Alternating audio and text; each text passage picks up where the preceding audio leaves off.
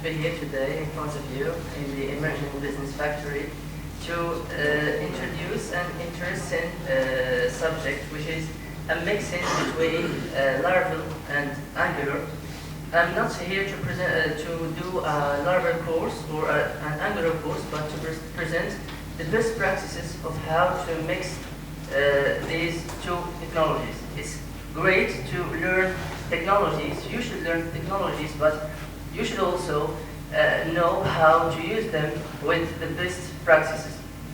So, who am I? I'm Mounssif Yassir, a final year student of software engineering at ENSA Marrakesh. I'm a middle full stack developer. I currently work as a technical consultant at P3G Digital Banking and Wallet Technology. I've worked on many banking and wallet projects with several clients here in Morocco, including CH Bank. So, a note here is that I should begin with is what I will introduce today can be used to work with any JS framework like React or Vue.js. It's not Angular specific, but it's a Laravel specific. It works only with Laravel or some other PHP frameworks like Symfony. Okay. People that work already, who is already here, who work with Laravel? One person. Okay. I'll try to simplify things. Laravel is a PHP framework that follows an architecture which is called MVC, which means that we have three components: the model and the view and the controller. The model is your data, is the representation of your data. The view is what users see, and the controller is the component that is responsible to receive requests and return views. That's how Laravel works. People who have already worked even with Angular, React, or Vue.js here.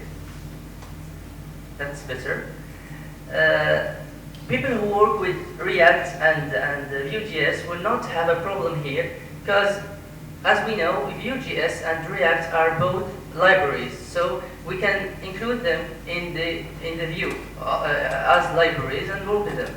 But when talking about Angular, it's not the case. Angular version 2 and above is a framework that follow a principle that's called SPA, single page application. You cannot introduce it in the views like you do with any libraries like jQuery, React, or Vue.js. You cannot introduce it in your views in Laravel. So we will try to make Laravel as a RESTful framework that can work in the browser with React, Angular, or anything. And you can use this also to work with other type of clients like iOS applications or Android. So the architecture that we will try to achieve today is something like that. We have Laravel that's working in the backend as a RESTful server that instead of returning views, he will return JSON data. And Angular will try to receive that JSON data and display it. So this is an example of how Laravel works as an MVC framework. Here we define a route and the request of type get.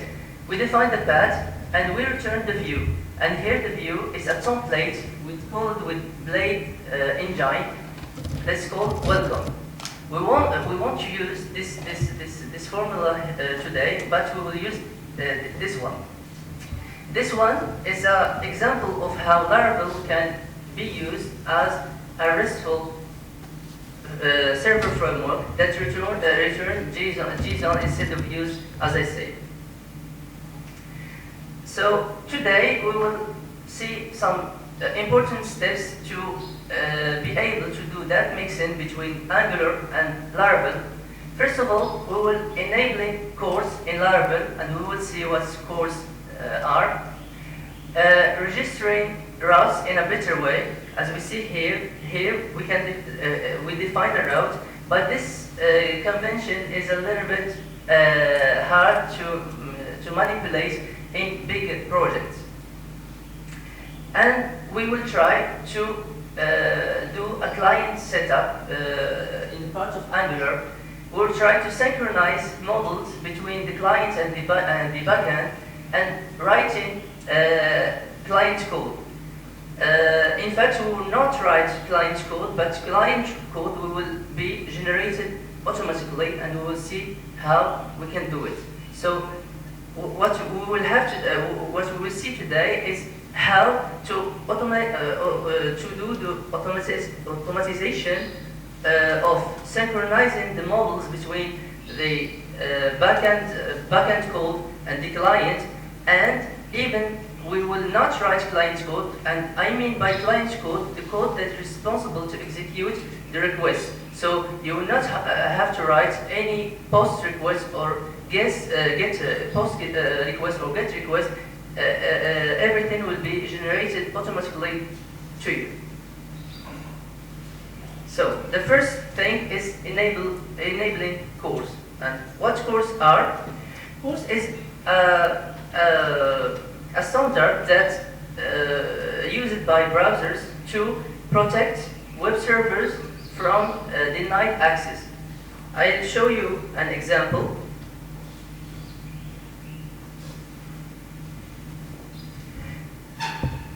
Here is the application that we will try to achieve today. It's a simple blog that have posts, and we can access the post content. What's happening here is that in the development process of Angular, you usually work with an Angular server, development server, that's automatically run by Angular, which is here, run in the port 4200. And I have here a Laravel server, that's another server, run in a different port, running Laravel. So here things go easily and work. And if we debug the network requests, we will find that Angular make a request to get all the posts from the server here.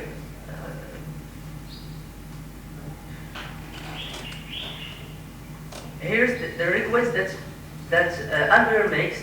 It's called an API of posts to get all posts. The response here is a JSON that's containing the title of every article, the image of the article, and the ID also. So things work here very fine because we are enabling cores in the server side. Now let's disable cores and see what will happen. I explain the code. Here, if I refresh, now I disable this line of code. If I refresh the page,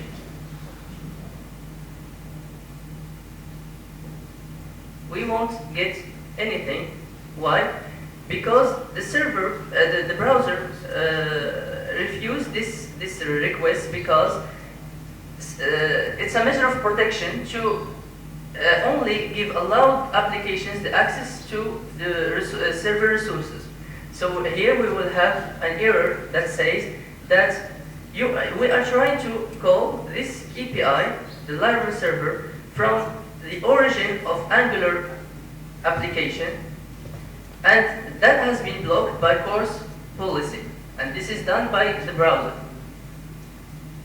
To enable course in Laravel, we will need a library, a package that's called Laravel course. Can be installed by that command, composer required Laravel course. Here I present this command like you are already installed Composer and start working with Laravel. Composer, by the way, it's a package manager of PHP packages. So if you want to use any code in internet, for example, this code in GitHub, he will give you a Composer command to install this package, for example. Simply, you will go to the terminal and write Composer required and the library name.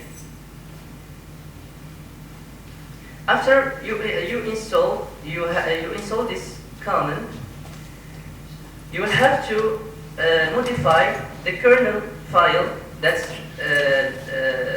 this in the HTTP folder and add this line.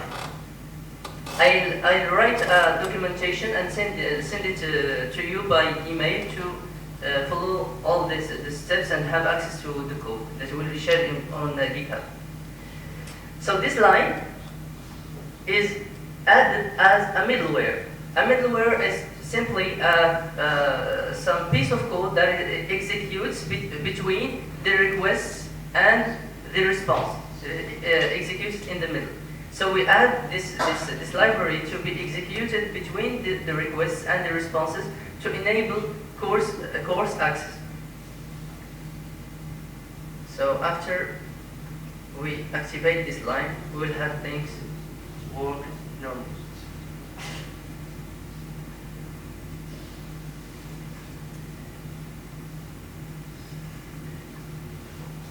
And as I say, this problem and this solution is due to that Angular run in another server, not in the same server where Laravel is running in the development phase.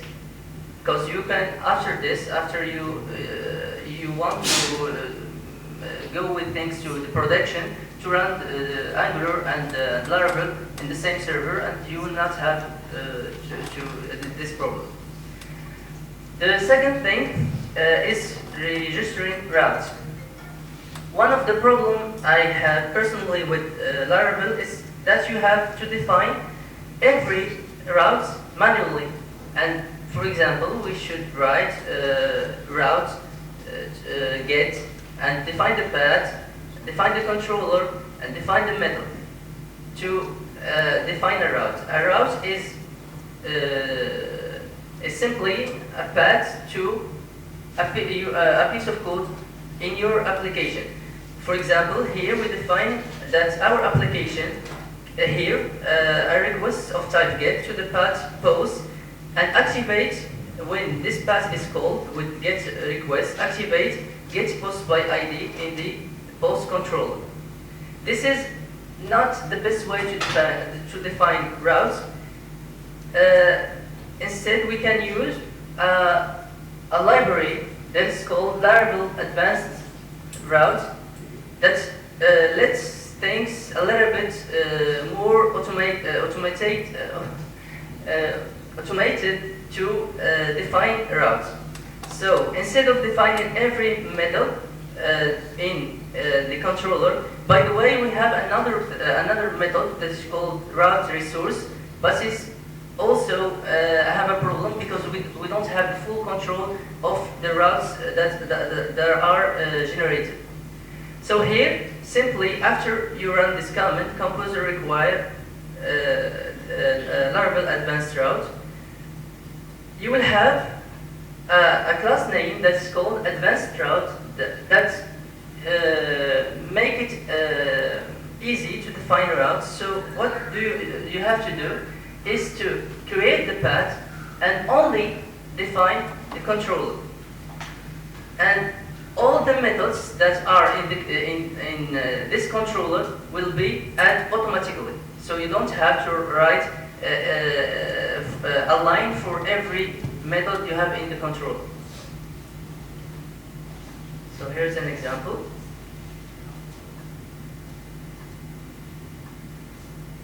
For example, here we define a method that's called getPost by ID, and we pass the ID as an argument. If we want to add a function, for example, to do something, for example, public function get something. When we define this function, the route will be added automatically to the definition of route. And we can see here in the console all the routes that are already defined in our application. We can't find get something here, but if we check again,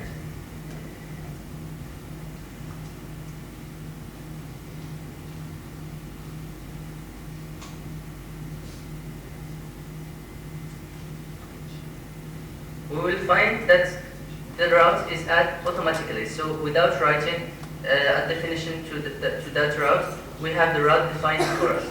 And for example, we have several types of requests. We have get, post, put, patch, delete. We have several types of requests. We can define the type of request by the name of the function. So the first part of the name of the method is the type of the request. So here, for example, we can find that something is of type get. If we change that to, for example, post something, and we check again, we'll find that the request method have changed. So that gives us the power to define routes inside the controller. So to make the controller the entity who is responsible to define its own route.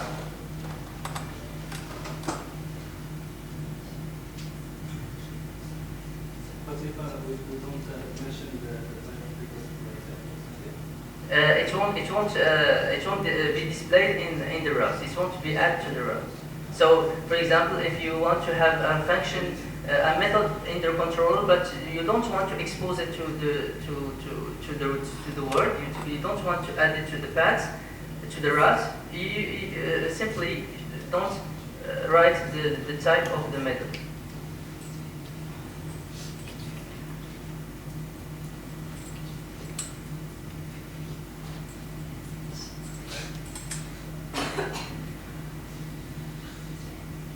So the next step is client setup. I know that's it's a little bit hard for persons who have not worked neither with Laravel or with Angular, but as I said, I will let the documentation so that you can learn it after this presentation.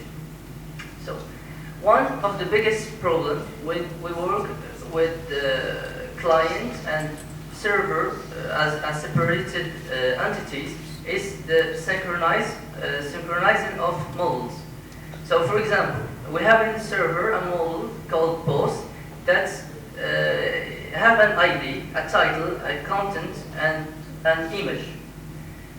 If in the client side, if I want to work with this model, I have to define this entity. So I have to define, and I'm talking here with TypeScript as it's the default way to work with Angular. You have to define also the model to keep things typed. So if you have to change something in the model, you will have to change it manually in the client side.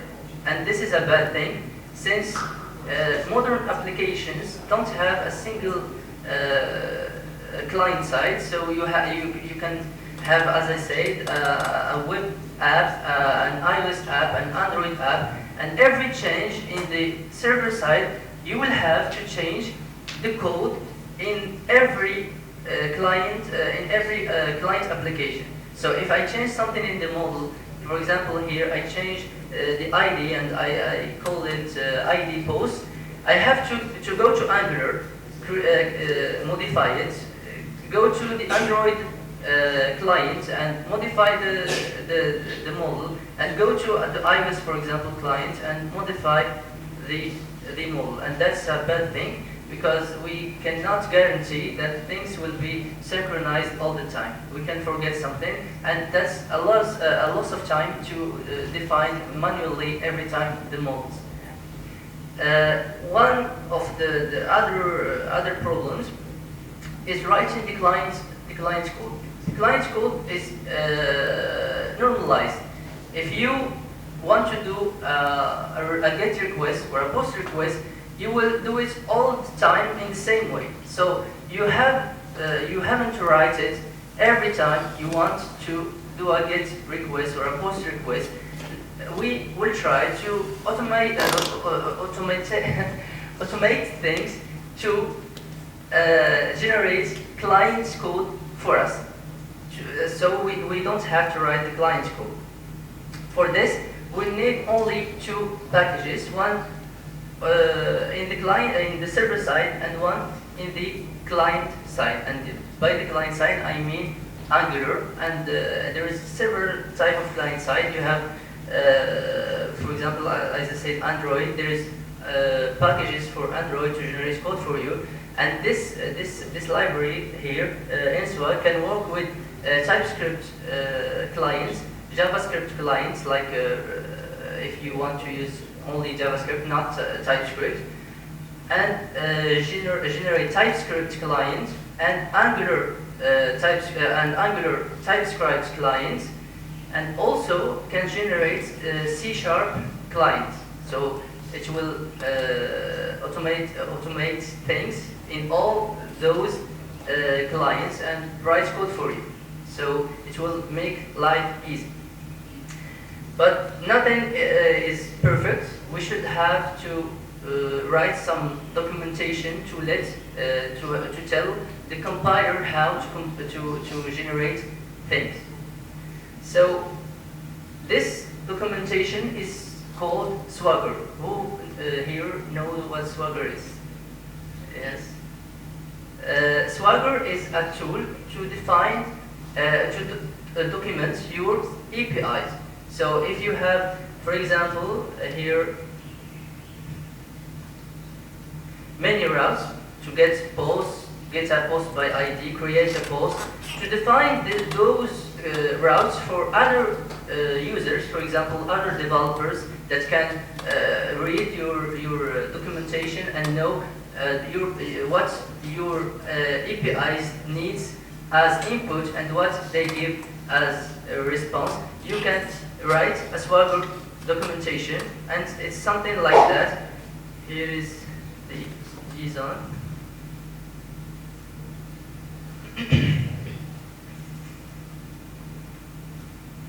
So it's simply defined, for example, that this path have a parameter called ID here in the path, and it gives as a response 200 status code response, and gives this schema, which is called post.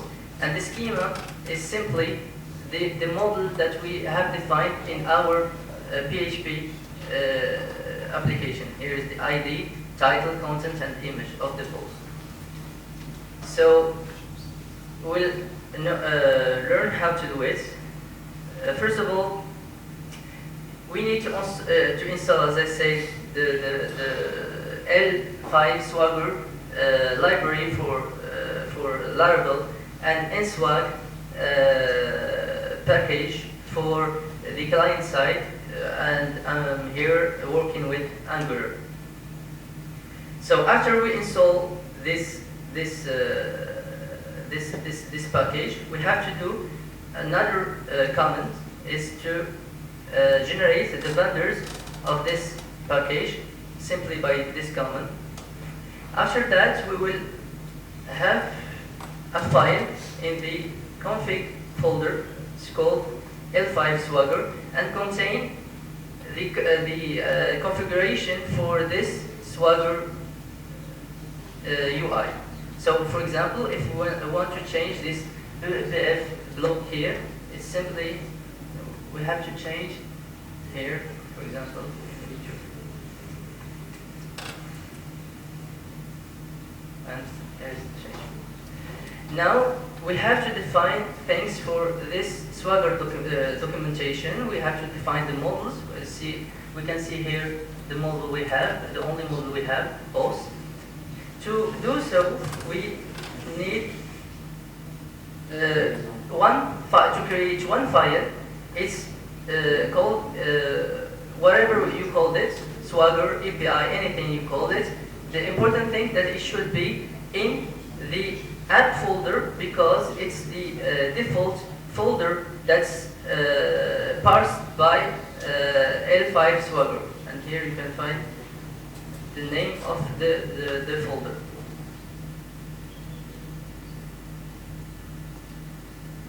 Here we are. Here's the name of the folder. So all the documentation related files should be in that folder named app. You can change it if you want. The first thing we have is to define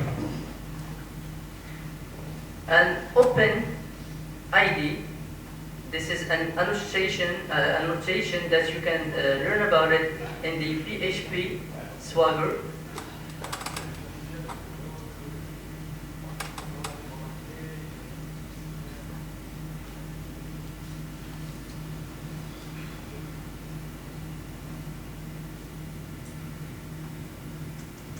Here is documentation about all the notations and what you need to do.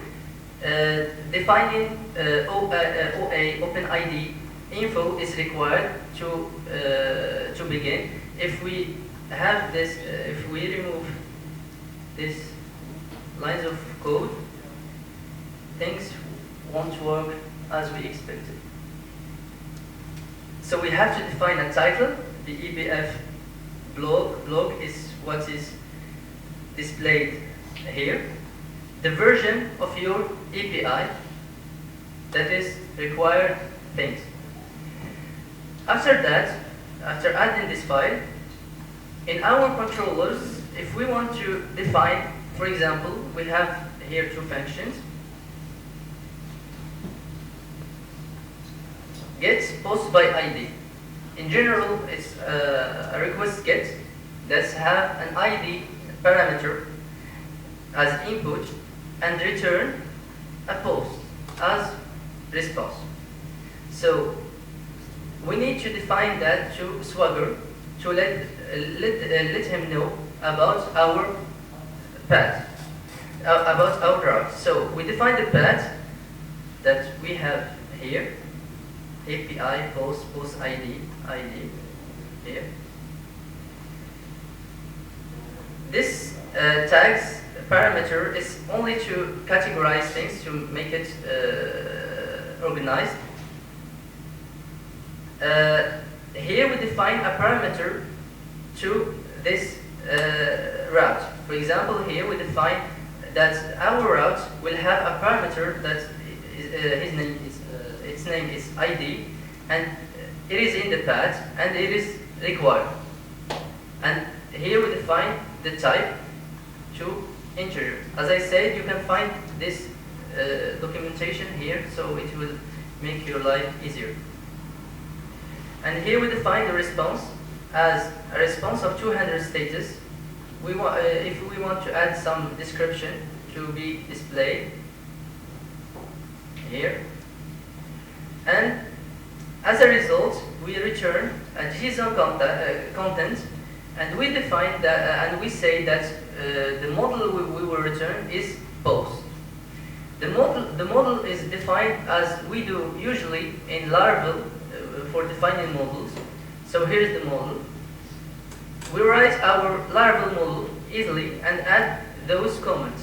We say that an OpenID schema. After that, we define the properties that we want to show to the world as OpenID properties, and here we define the type. So here for the ID is integer, the title is string, and so on. So after that, we've done, and we will have this nice user interface that displays documentation about our routes and what parameters are needed as input and what we will have as a result. For example, here is the result that we will have. When you are developing, you can test your APIs in this user interface. So for example, you click try out, add for example an ID here to get a post by the ID, execute, and you will have here the result. Here's the ID, the title, the contents is clear, and the image coded as base 64. So here is, for example, another post.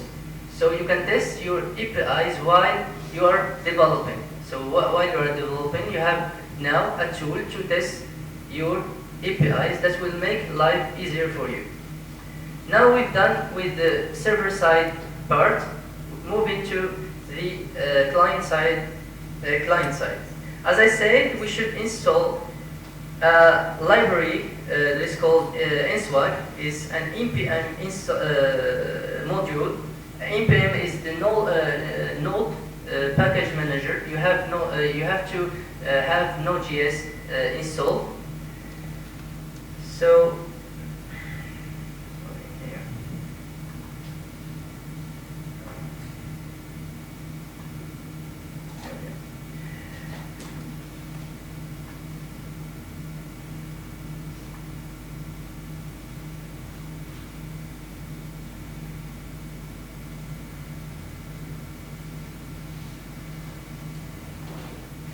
NSWAG is a command line tool.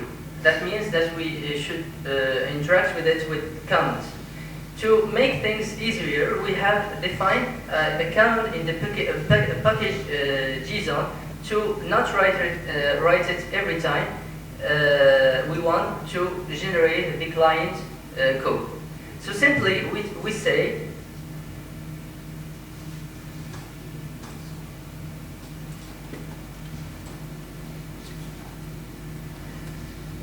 to NSWAG to generate a TS client from OpenID, and we make the input as the JSON file that is given to us by Swagger here, the URL of the JSON file. And we say that the output, we want the output to be in the source folder, in the source app servers folder. So here is our Angular application. Here is the folder, source, app, and services folder. So we want the client to be generated in this folder. Here is some advanced things about Angular. Here we say that we want injection token to be used in the service that will be generated, and we want to generate a single client from the definition. So this command we keep it in the package JSON, and we make like a shortcut to run it every time we want to regenerate the client code. So simply we want to have to write every time this long command, but instead we have to write simply npm run build client, this name that we give to this command here, and it will be executed.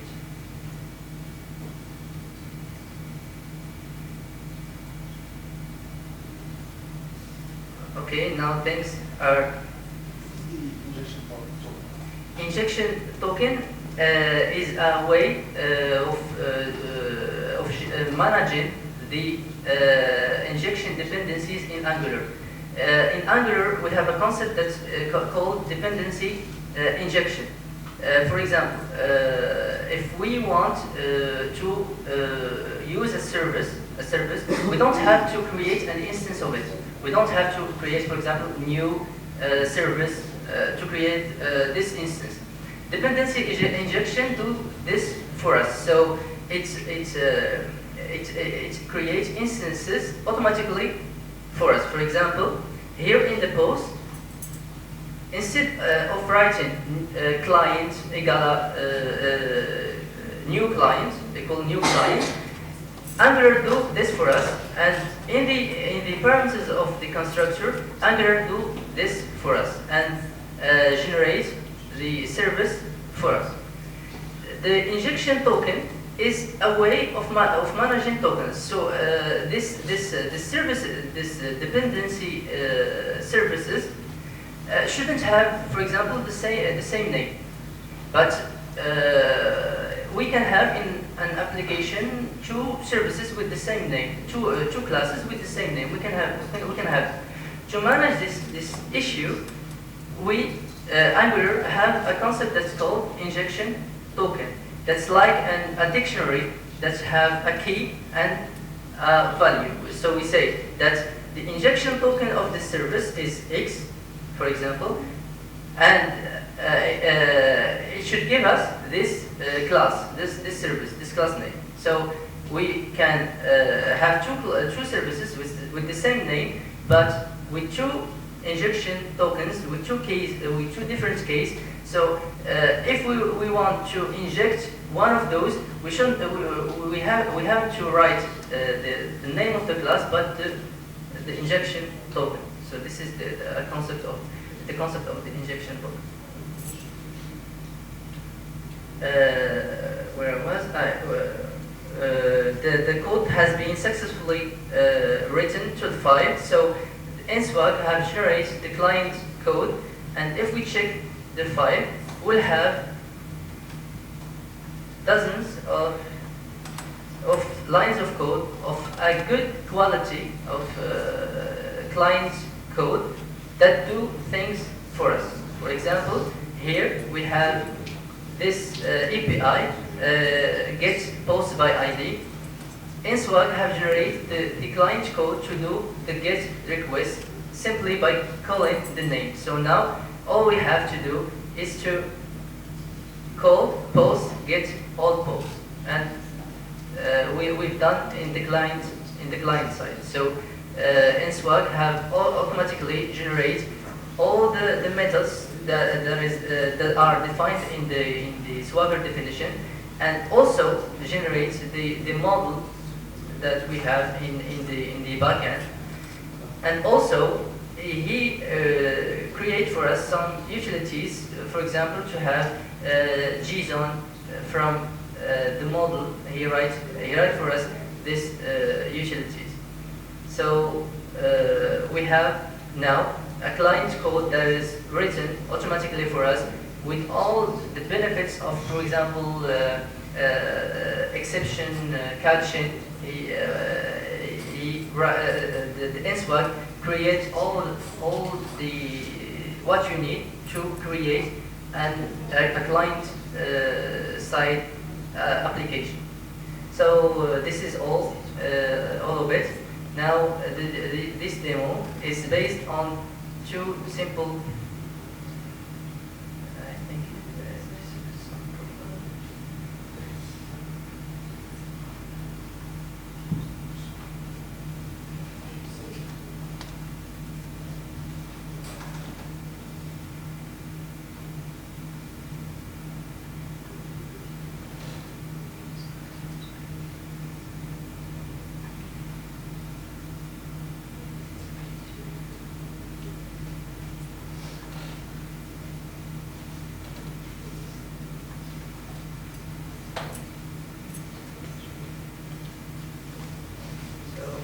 We have an error here. Let's says that what we have to do is rerun Laravel.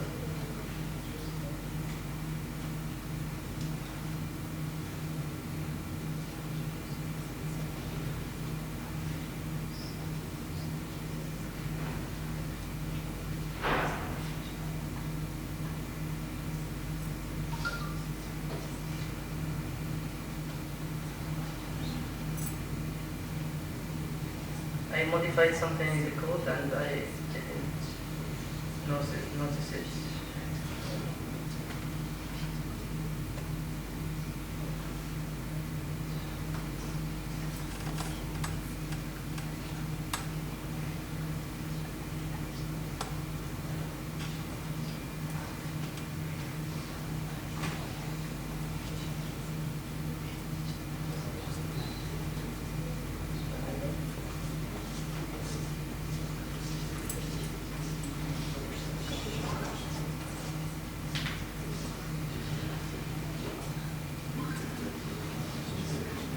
Things broke. I don't know why, but I suddenly modified something in the code, and that stopped things from working. So to make it simple, what Enswag have done for us is to generate the client-side code that have all those requests for us, so we can get the post or the post by ID and generate also the model for us. So that's all, and thank you.